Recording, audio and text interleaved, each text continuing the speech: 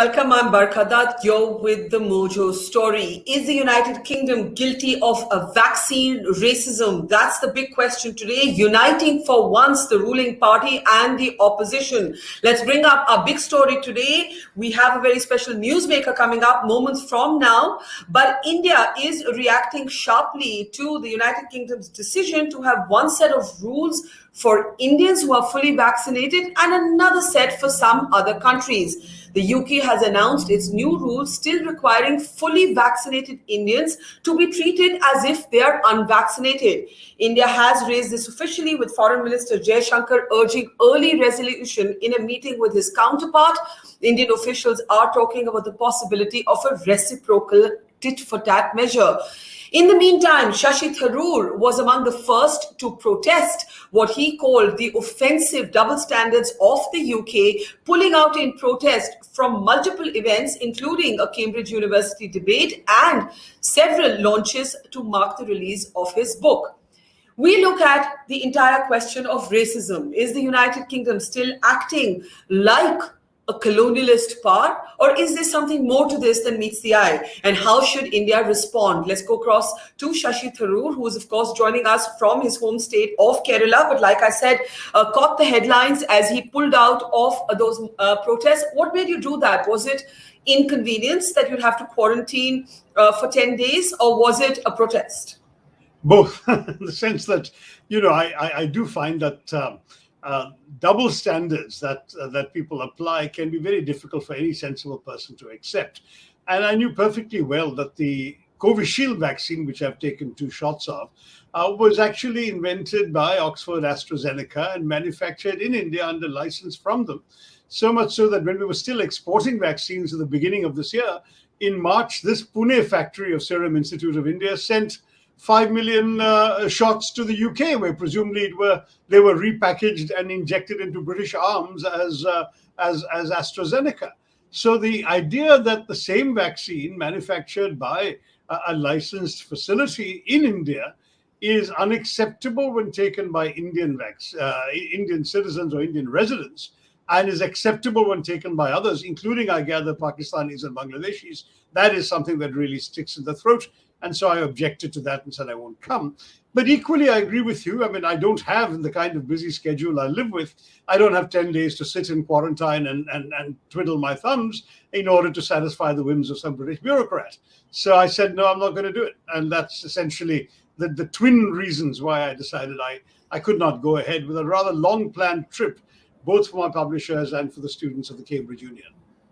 Do you think that it is a racism? I've had arguments since yesterday with a number of friends, some of whom work with the British government, others who are Londoners, who think it's not racism, it's something else. But nobody is able to clearly articulate what the something else is. Do you believe this is racism or colonialism? I tend not to use that word, Barkha, very simply because Britain is no longer the society that we all know of for some of those offensive behaviors. They are a multicultural society where their home minister and their finance minister are both of Indian origin. So I think it's really difficult to call them racist or the people making key decisions, and the health secretaries of Pakistani origin. So really, these are the people most involved in the kinds of decisions we're talking about here. But I do believe there is discrimination involved. And I think the discrimination may be based on factors that people are too polite to talk about publicly. But privately, one of the things that I've been told is that a bigger problem with India may not be the vaccines, the vaccination itself, but the certification of the vaccination. As one person privately said to me, listen, we know that you can get fake certificates in India for almost anything. Look at your prime minister's college degree. So I mean, that's the situation. Now you're gratuitously bringing politics. No. Okay, and speaking as a Congress member parliament instead of as a proud Indian. Subtract that. I actually objected.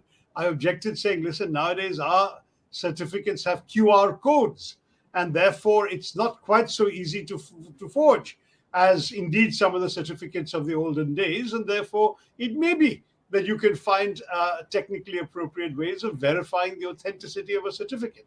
But my understanding is that was the real problem, or so some people claim, And I certainly don't want to go down that path. As you said, it's not a political issue within India. It's a political issue between India and a country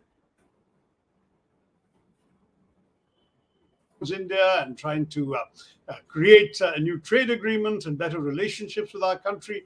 It seems a very odd signal to send at the same time that they will apply these different attitudes to travelers from India. And that's something which I think we need to take a strong stand on.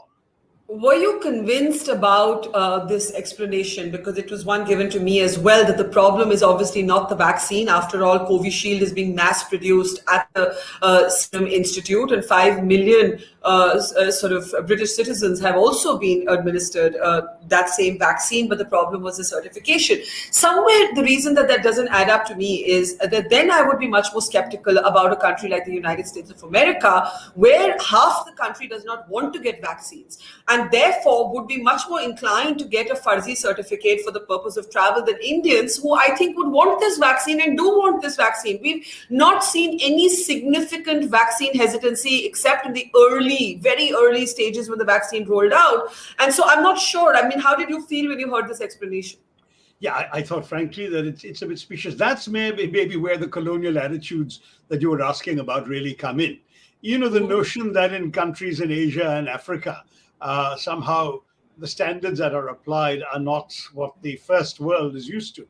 That may explain why, for example, even the UAE, which prides itself on its very rigorous standards of vaccination practice and quality, is also on that list. That if you're going from the UAE, you also have to quarantine for 10 days, isolate, even if you're isolating in a friend's home or your hotel of your own choice, but you still have to isolate. Now, to my mind, those attitudes need to be seriously questioned by us, certainly, as a country they want a good relationship with, and by themselves, because it's really not fitting for the world we live in today. How do you think India should respond? We've seen Jaishankar, foreign minister, raise this with his counterpart. This is a far cry from the time that Boris Johnson was scheduled to arrive here as a guest around Republic Day, and now we're in this position. What can I say? The relationship with Britain is a complicated one at all sorts of levels. Though we like not to talk about it in the diplomatic context, there is still a hangover from 200 years of a different kind of intimate contact between the two countries. And at the same time, there is also a desire, because after all, the transfer of power was peaceful, there's a desire to build a constructive, positive new relationship.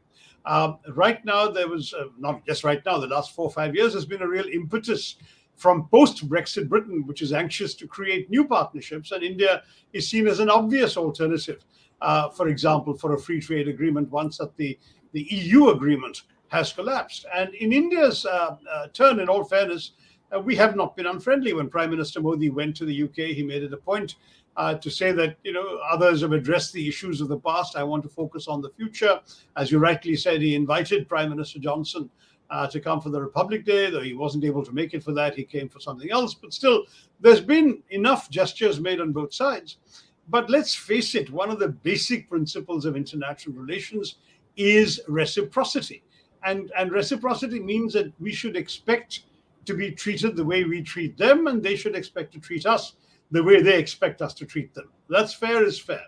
So if indeed they want a situation where Brits are able to come to India without the hassles of being 10 days locked up somewhere and so on, in turn, they too should expect Indians to be able to go, if they're fully vaccinated and can prove it, to be able to go and manage absolutely without any hassles. And this is something which I feel reasonably confident can be done, provided as I'm told by a senior British diplomat, as provided the technical details can be worked out, by which I assume they mean verifying the authenticity of certification. They'll have to find some ways of being happy about that, but the technical details. I mean, there are pretty simple ways to do this. For example, they could shortlist a group of, I don't know if India would consider this interference, but they could shortlist, a section of laboratories, a set of laboratories that they or administering, facilities that they believe to be kosher. There have to be ways around it. There are ways around it. of course, that too would be called discriminatory because we're Yeah. not getting into the UK and telling them which labs we trust and which hospitals we Yeah, trust. and I don't think if I were in the MEA that I would accept that formula, Barkha. First of all, there's already a big problem you haven't even alluded to, which is that a large number of Indians have taken Covaxin and not Covishield. And whereas even the Covishield AstraZeneca parallel is what makes Covishield relatively easy for the Brits to accept, we may have a second battle to fight about Covaxin because a number of Indians will still be left out. Now, if within Covishield you're prepared to accept any further discrimination as to which labs and which hospitals and which doctors administer it, I think you're opening a Pandora's box. I would not agree to that. I think if the Brits accept an Indian vaccine certification, that should be enough. Though on the issue of Covaxin, I do accept that they will have to go through whatever tests European countries require to satisfy themselves about the efficacy of a vaccine. For example, I do know that some of the European countries that already accept Covishield, Germany, France, Austria, for example, don't currently accept Covaxin. So there's already a distinction. But that's because that's a World Health Organization driven decision, right? It's not. It should not be up to individual countries. Well, in the case of EU members, there is an EU decision which is separate from the World Health Organization decision. But you're right, the World Health Organization has taken a position which, as you know, Britain has ignored and others have ignored. So each government always retains the sovereign right to decide for itself. No sovereign government surrenders to the UN or the World Health Organization the right to make a decision about who to admit in its own borders. And that's something that we in India will insist on. We will take the WHO position as advisory.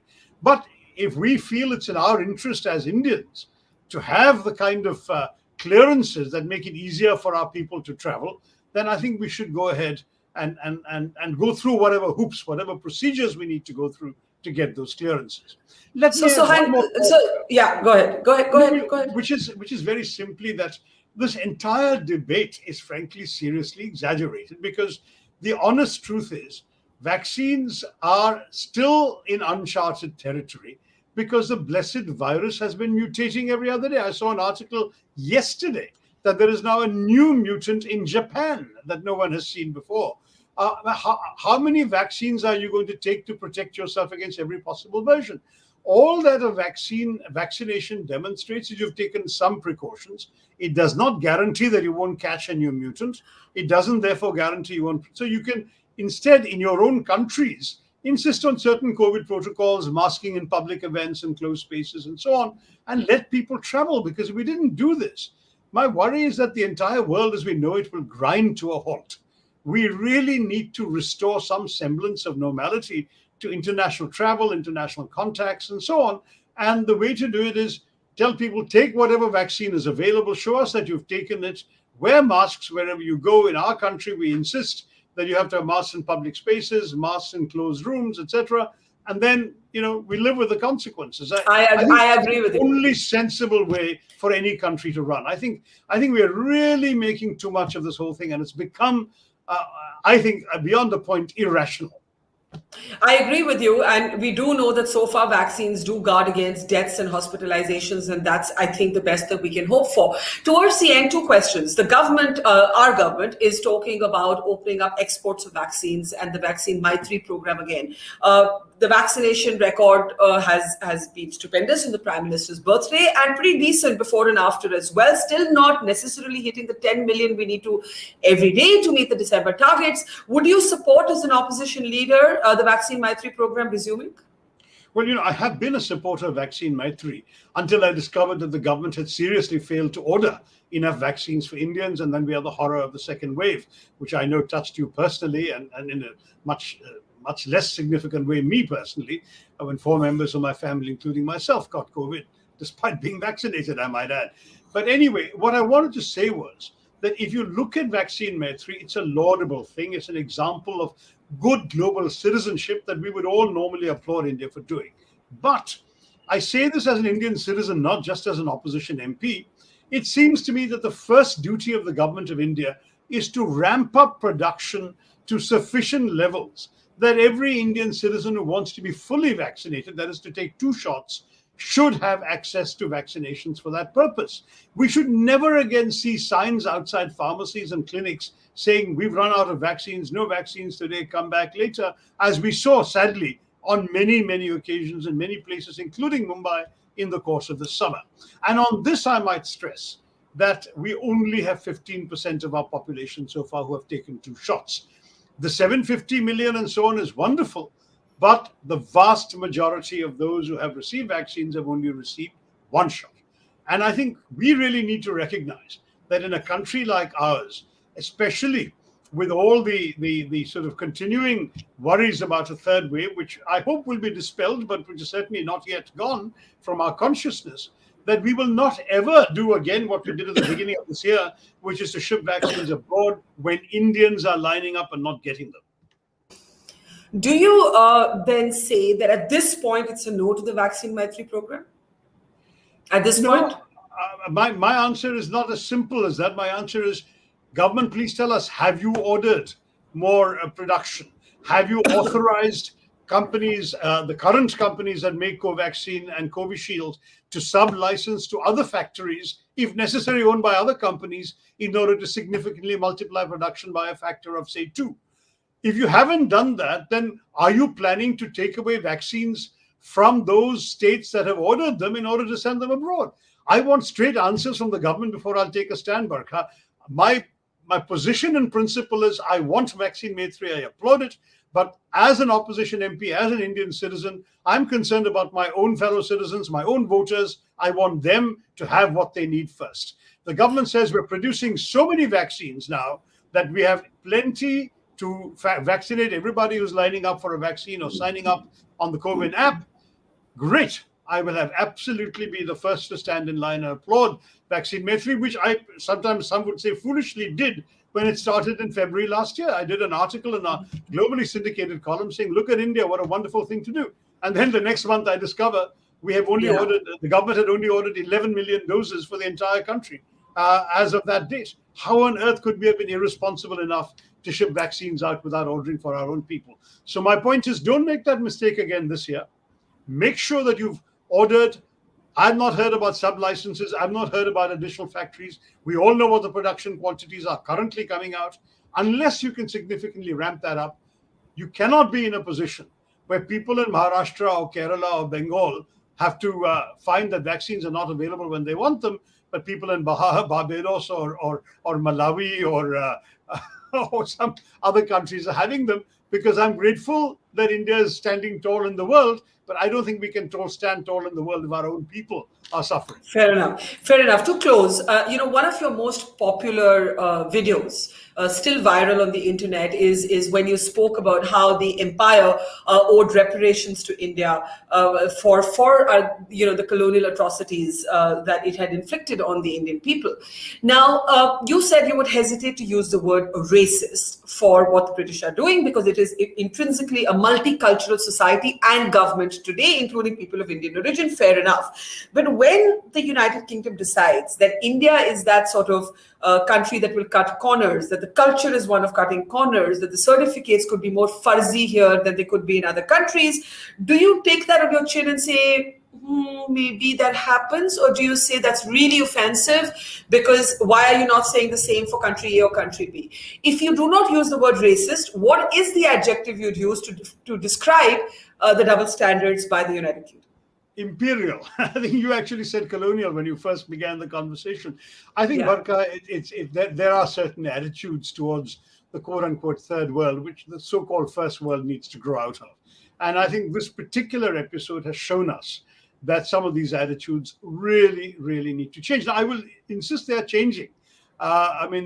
The charming British High Commissioner in Delhi, for example, posted a picture on Twitter of his eating a masala dosha with his hands, which I can assure you none of his predecessors would ever have done. Forget posting the picture, would never actually eat with his hands. So you're already seeing that people are shedding some of their old colonial inhibitions while proudly representing Britain here. But the British Empire exists only in the decorations they give their grandees, commander of the British Empire, CBE and all of that. I don't think it exists anymore in the world. And the empire of attitudes needs now to decolonize itself. All right. What happens to your book launch, by the way, before we say thank you to you? Well, my publishers are very cross, but I think they understand. I don't have, in any case, the 10 days to spare. What events I can do virtually, I will, sitting in Kerala or in Delhi. And what events I can't do virtually, maybe next year. Maybe by then there'll be sensible policies all around, and I will be able to go. I certainly have so I'm not on strike against travel to the UK. I was born there. I have a sister there, etc., etc. So it's not that I'm anti-British, as some people wrongly dub me. It's simply that they ought to start behaving and treating us the way we treat them. As simple as that. I couldn't agree more, and I think imperial is a word that we could all agree with. Shashi, thank you for raising your voice on this issue, and I think this is one of those issues where there is massive cross-party unity, and may it actually stay that way. Shashi Tharoor, pleasure as always talking to you. Thanks, and see you soon. Thank you soon. Thank you, Barkha. All the best. See you soon. Thanks. Bye. It's great to see you here. Thank you for watching our work. If you haven't subscribed yet, don't forget to click the bell icon and subscribe to Mojo Story and support independent, robust journalism.